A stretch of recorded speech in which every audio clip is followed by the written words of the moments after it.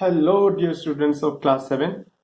Welcome to a new session on third chapter, that is data handling. प्यारे बच्चों, chapter का नाम है डेटा हैंडलिंग। तो सबसे पहले हम देखते हैं कि ये डेटा होता क्या है। ठीक है, तो लिख लो कि डेटा क्या चीज है।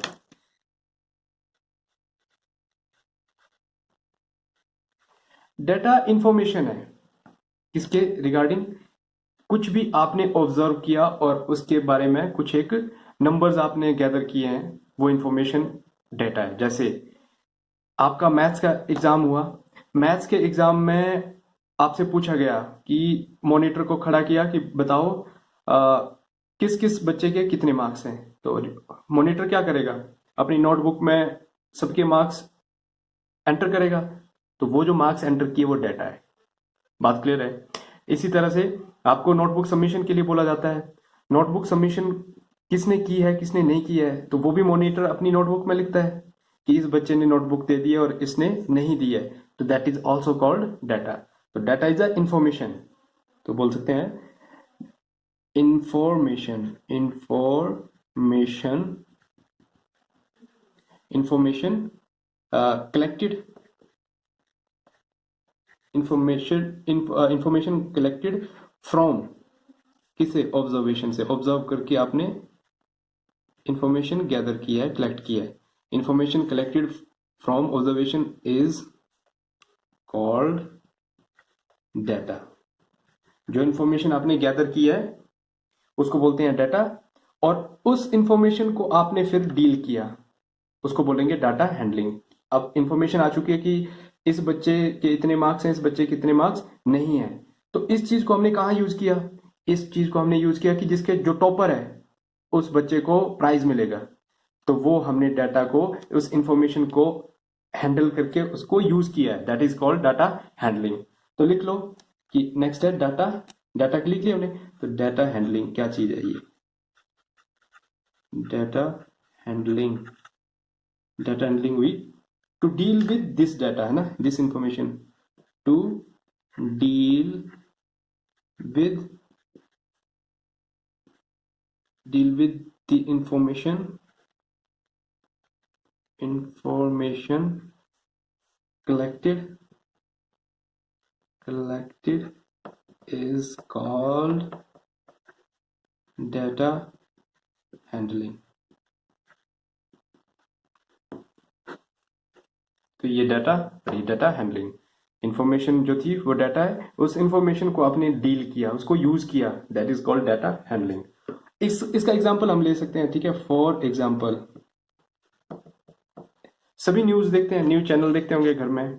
ठीक है, तो न्यूज चैनल में लास्ट में बुलेटिन के बाद एक वेदर फोरकास्ट होता है ना, वेदर रिपोर्ट, कि इस सिटी का टेम्परेचर इतना है, अहमदाबाद का टेम्परेचर 40 डिग्री है, गुजरात गुवाहाटी का टेम्परेचर 30 डिग्री है, अरुणाचल दिरांग का टेम्परेचर 20 डिग्री है। ठीक है, तो ये सब क्या चीजें हैं, ये डाटाज हैं, और ये डाटाज के एग्जाम्पल है, डाटा हैंडलिंग के एग्जाम्पल है। तो फॉर एग्जाम्पल लिख लो, weather of different cities, weather of different cities, और run scored by a player, एक प्लेयर ने कितने रन बनाए हैं। ठीक है, वो क्या है, डाटा है। और उस रन से हमने उसका क्या निकाला, उसकी एवरेज निकाली कि हर मैच में धोनी ने कितने रन बनाए हैं। तो महेंद्र सिंह धोनी के सभी रन को लिया, वो डाटा है। उस डाटा से हमने उसकी क्या निकाली, एवरेज, वो डाटा हैंडलिंग है। अब एवरेज क्या चीज है ये हम आगे इसी चैप्टर में आज ही पढ़ेंगे। तो ये चीजें आगे हमारी बेसिक जो इंफॉर्मेशन है, बेसिक जो हमारी डेफिनेशन है चैप्टर के नाम की। अब इस चैप्टर में हम करने वाले क्या है, उस चीज को नोट कर लो।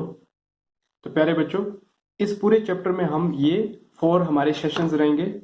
हर एक सेशन में हम इन टॉपिक को कवर करेंगे। फर्स्ट सेशन जो रहेगा वो हमारा रहेगा अरिथमेटिक मीन पे। अरिथमेटिक मीन को कभी हम क्या बोल देते हैं, एवरेज भी बोलते हैं, और इसके साथ में हम पढ़ेंगे रेंज। सेकंड सेशन में जो रहेगा वो रहेगा हमारा मोड एंड मीडियन। ये मीन, मोड, मीडियन, इन्हीं चीजों को हम क्या बोलते हैं, सेंट्रल टेंडेंसीज बोलते हैं। ये क्या चीजें हैं अभी बिल्कुल आपको अजीब सा लगेगा सुनने में, बट जब हम सॉल्व करेंगे तो आपको बिल्कुल क्लियर हो जाएगा। सो डोंट वरी, अभी सिर्फ लिख लो कि हमें ये चीजें पढ़नी है। थर्ड सेशन रहेगा हमारा प्रेजेंट रिप्रेजेंटेशन ऑफ डाटा। जो डाटा हमें मिला है उसको रिप्रेजेंट करना हमें किसमें, दो ही आपके हमारे 7th क्लास तक हमारे दो ही चीजें हैं, एक है बार ग्राफ और दूसरा है डबल बार ग्राफ। और जो लास्ट सेशन रहेगा वो रहेगा हमारा चांस एंड प्रोबेबिलिटी पे। तो इस चीज को लिख लो। अब हम डिटेल में हर एक सेशन में बिल्कुल डिटेल में अच्छे से हर एक टॉपिक को कवर करेंगे। तो आज के सेशन का फर्स्ट टॉपिक अरिथमेटिक मीन। देखो, अरिथमेटिक मीन में जाने से पहले एक चीज को हम देख लेते हैं कि हमें जरूरत क्यों पड़ी डाटा हैंडलिंग की, क्या जरूरत है हमें इस चैप्टर को पढ़ने की। ठीक है, तो इस चीज को एक एग्जांपल से समझ लेते हैं। अभी इस चीज को लिखना नहीं है आपने अपनी नोटबुक में, सिर्फ समझो कि आपसे पूछा जाता है किसी मॉनिटर को या किसी आप में से किसी एक स्टूडेंट को खड़ा किया जाता है, पूछा जाता है कि नोट करो किस किस के कितने मार्क्स हैं मैथ्स में। तो वो रेंडमली इस तरह से लिखता है कि 23, 35, 48, लाइक 30, 25, इस तरह से इसने मार्क्स लिख लिए हैं। ठीक है, तो इस तरह से नोट किए मार्क्स। ठीक है, ये मार्क्स है मैथ्स में। अब कोई यहां से बता सकता है कि किसके कितने मार्क्स हैं? अगर आपसे पूछा जाता है कि ये जो टोटल मार्क्स हैं ये आउट ऑफ 50 है, ठीक है, आउट ऑफ 50 ये मार्क्स हैं, तो कोई बता सकता है कि किस स्टूडेंट के कितने हैं? बिल्कुल नहीं बता सकता है, क्योंकि इसमें नाम नहीं लिखा है। बट फिर दूसरे स्टूडेंट से पूछा गया तो दूसरे स्टूडेंट ने इसको बहुत इस तरह से अलग से टेबल बना के रिप्रेजेंट कर दिया है ना, कि ये रोल नंबर्स हैं, रोल नंबर्स, नेम, और यहाँ पे आ गया मार्क्स। रोल नंबर 1, 2, 3, 4, 1, 2, 3, 4, 5, इस तरह से 5 तक ले लेते हैं, और भी मतलब मार्क्स होंगे तो लेते चलेंगे हम। ठीक है, नंबर 1 पे ये 23 मार्क्स आ गए, फिर 35 आ गए, 48 आ गए, 30 आ गए, फिर 25 आ गए। ये रोल नंबर 1 एक्स क्या है, रोल नंबर 1, 2 है, ये नाम है, मतलब X, Y, Z and A, B. ये नाम, इस नाम एक्स नाम का एक स्टूडेंट है, उसके 23 मार्क्स है, वाई नाम का एक स्टूडेंट है, 35 मार्क्स हैं। तो इस तरह से ये मार्क्स आ गए हैं स्टूडेंट के। अब आप बता सकते हो कि एक्स स्टूडेंट के कितने मार्क्स हैं? बिल्कुल इस टेबल से बता सकते हैं कि एक्स स्टूडेंट के 23 मार्क्स है, ए स्टूडेंट के 30 मार्क्स है। एक स्टूडेंट ने इस तरह से रिप्रेजेंट किया, दूसरे स्टूडेंट ने इस तरह से रिप्रेजेंट किया, और एक तीसरे स्टूडेंट ने एक और तरह से टेबल बनाया, उसने बनाया टेबल। ठीक है, यहाँ पे लिख दिया इसने रोल नंबर, और यहाँ पे लिख दिया नेम, और यहाँ पे लिख दिया मार्क्स।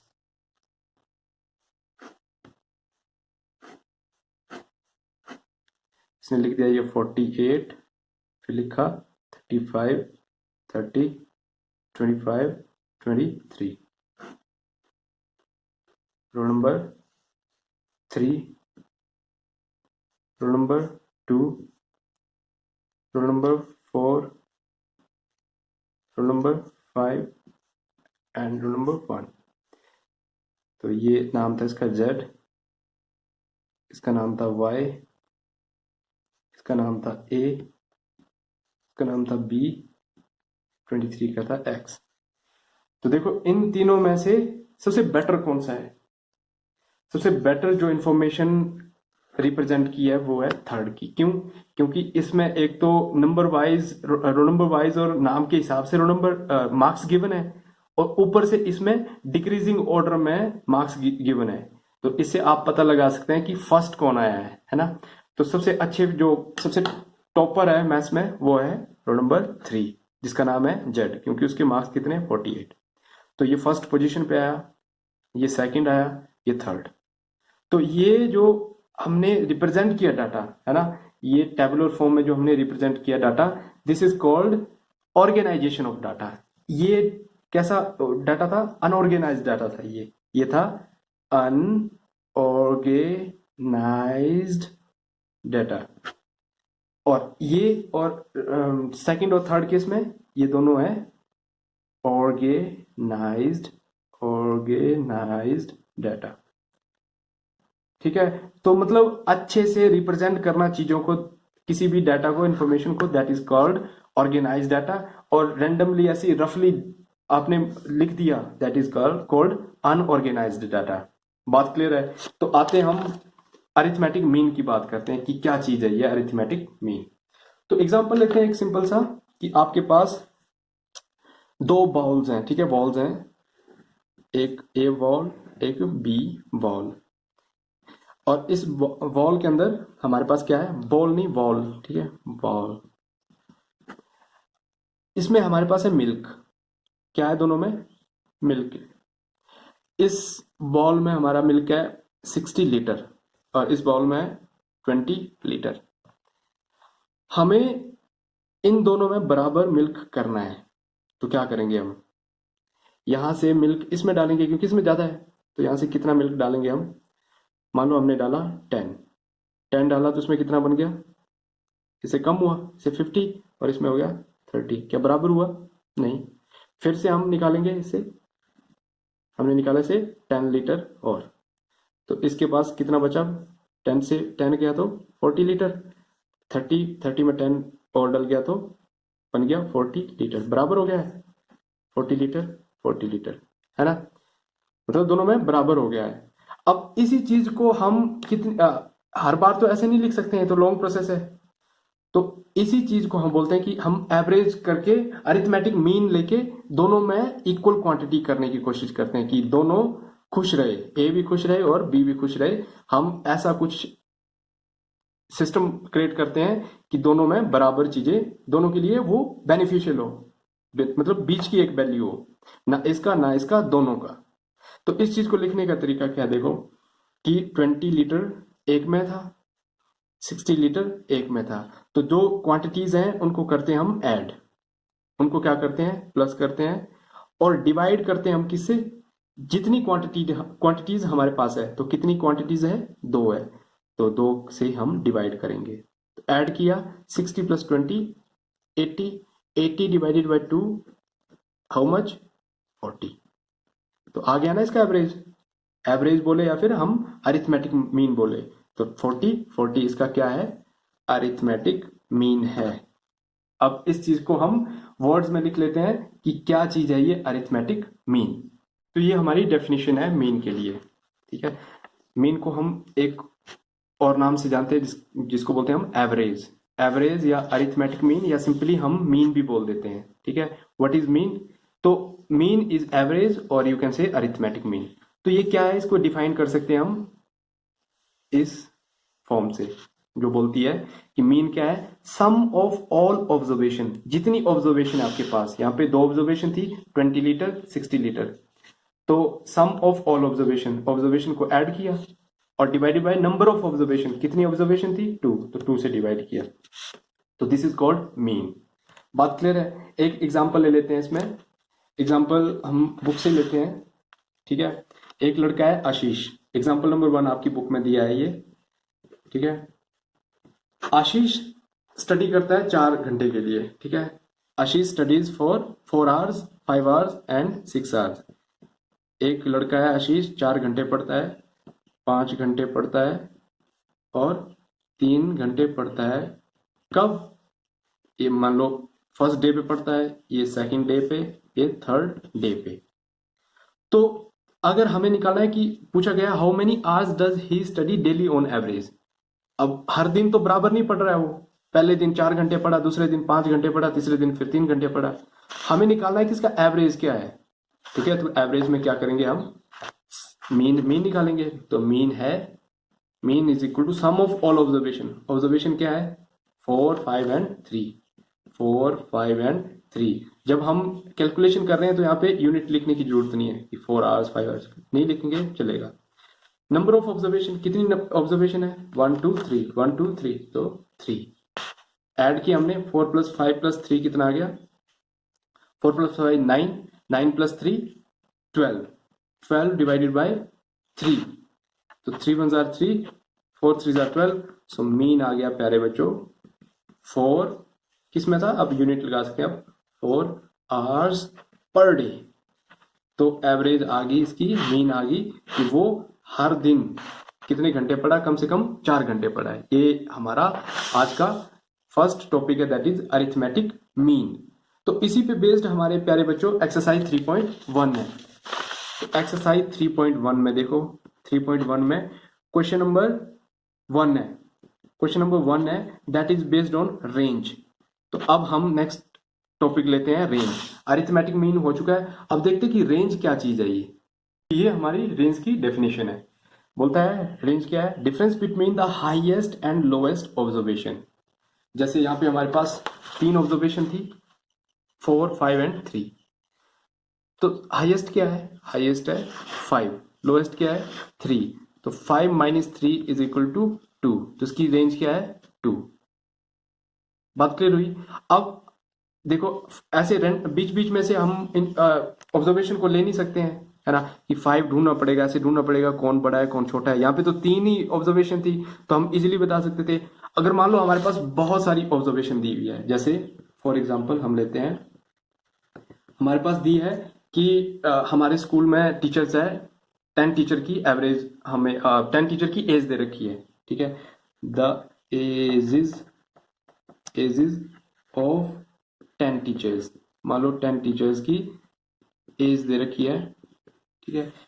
एक की है 32, 41, 28, 54, 35, 26, 23, 33, 38, 40। ये मतलब हमारे पास मान लो क्या दी है, 10 टीचर्स की एज दे रखी है, 1 2 3 4 5 6 7 8 9 10।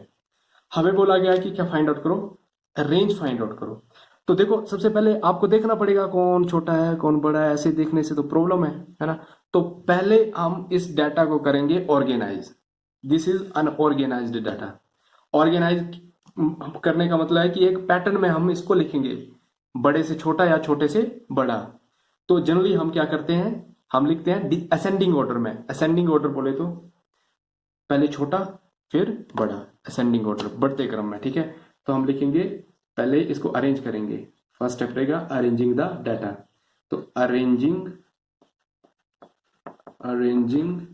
इन असेंडिंग ऑर्डर, क्या बोलते हैं, असेंडिंग ऑर्डर। ध्यान से देख लेना असेंडिंग ऑर्डर क्या है ना।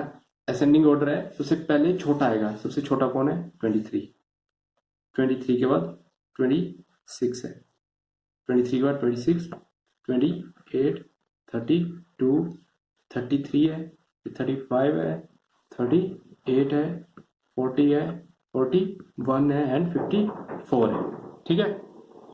तो इस तरह से अरेंज कर दिया। अब हम बता सकते हैं कि सबसे स्टार्टिंग में जो है वो क्या है, लोएस्ट है, दैट इज लोएस्ट। और सबसे एंड में जो है वो है हाईएस्ट, हाईएस्ट ऑब्जर्वेशन। तो हम बता सकते हैं अब कि इसकी रेंज क्या है। इससे हमें 2 चीजें आसान होगी। हम बता सकते हैं कि सबसे छोटा कौन है जिसकी 23 ईयर्स है, और सबसे बड़ा कौन है जिसकी 54 ईयर्स है। अब हम निकाल सकते हैं अपनी रेंज। तो रेंज क्या होगी प्यारे बच्चों, रेंज होगी हाईएस्ट 54 माइनस लोएस्ट 23, तो जो कि आएगा 31 ईयर्स। तो ये आ गया हमारा रेंज। क्लियर है, रेंज का भी देख लिया हमने और अरिथमेटिक मीन का भी देख लिया। अब आते हैं एक्सरसाइज 3.1 पे। एक्सरसाइज 3.1 पे हम देखेंगे कि हमारा क्वेश्चन है, ये देख लेते हैं हम एक्सरसाइज 1 पे आके। तो यहाँ पे हमें क्वेश्चन नंबर 1 मिलेगा जो कि बेस्ड है किस पे, रेंज पे। बोलता find the range of Heights of any 10 student of your class. आपके क्लास में 18 स्टूडेंट है, तो फर्स्ट 10 जो स्टूडेंट है, ठीक है, फर्स्ट 10 स्टूडेंट की क्या लो हाइट, और उसको क्या करो, उसका क्या फाइंड आउट करो, रेंज। रेंज मतलब सबसे बड़ा जो स्टूडेंट है उसकी हाइट होगी हाईएस्ट वैल्यू, सबसे छोटा जो उसकी वैल्यू होगी लोएस्ट वैल्यू। तो हाईएस्ट माइनस लोएस्ट करके रेंज आ जाएगा। बोलता सेकंड है organize the following marks in class assessment in a tabular form. यहाँ पे देखो रैंडमली ऐसे नंबर दिए हुए हैं 4 6 7, पहले छोटा है फिर बड़ा है फिर बड़ा है फिर छोटा छोटा है ना। तो ये अरेंज्ड नहीं है, इसको पहले क्या करो ऑर्गेनाइज। ऑर्गेनाइज 2 तरीके से हो सकता है, एक हो सकता है असेंडिंग ऑर्डर, एक हो सकता है डिसेंडिंग ऑर्डर। असेंडिंग ऑर्डर क्या था, असेंडिंग ऑर्डर था आपका कि आप छोटे को पहले लिखते हैं और बड़े को एंड में। एक होता है डिसेंडिंग ऑर्डर। कौन सा? Descending order. डिसेंडिंग ऑर्डर क्या होता है प्यारे बच्चों? डिसेंडिंग ऑर्डर में आप हाईएस्ट को पहले लिखते हैं, हाईएस्ट, ठीक है, फिर एंड में क्या आता है? Lowest. This is called descending order, मतलब बड़े से छोटे की तरफ, और असेंडिंग में छोटे से बड़े की तरफ। तो आप किसी भी पैटर्न में लिख सकते हैं अपने डाटा को, और वहां से क्या फाइंड आउट कर सकते हैं? Which number is highest. तो असेंडिंग में किया है ना, असेंडिंग में किया है तो लास्ट में क्या आएगा? हाईएस्ट। डिसेंडिंग में किया है तो फर्स्ट में हाईएस्ट होगा। सेकंड में विच नंबर इज लोएस्ट, तो कर सकते हैं आप इसको भी। What is the range of the data? Highest minus lowest range. Arithmetic mean, arithmetic mean के लिए हमें अरेंज करने की जरूरत नहीं है, डायरेक्टली हम प्लस करेंगे। अब अरेंज कर दिया है तो और भी इजी है, तो हमेशा अरेंज कर ही दिया करो डाटा को। मीन पूछा है तो डायरेक्टली आप कर सकते हैं, ऐड किया और डिवाइड करेंगे हम कितनी ऑब्जर्वेशन है, तो आपका क्लियर हो जाएगा। क्वेश्चन नंबर 3 है, find the mean of the first 5 whole number. तो होल नंबर कहां से स्टार्ट होते हैं? 0 से। तो फर्स्ट 5 होल नंबर कौन कौन से आएंगे? ठीक है, कौन कौन से होंगे? 0, 1, 2, 3, 4। ये फर्स्ट हमारे क्या है? होल नंबर है। इनको ऐड करेंगे, ऐड करने के बाद डिवाइड करेंगे किससे? 5 से, तो हमारा वो क्या आ जाएगा? मीन आ जाएगा फर्स्ट 5 होल नंबर का। तो इसी तरह से क्वेश्चन जितने भी हमारे क्वेश्चन है 5, 6, 7, 8 क्वेश्चन है, 9 क्वेश्चन है टोटल। आगे भी है, हाँ 9 क्वेश्चन है, और ये 9 के 9 सिर्फ बेस्ड है किस पे? मीन और रेंज पे। कर दो सभी क्वेश्चन को, जिसमें प्रॉब्लम आती है पूछो, and as always God bless you all.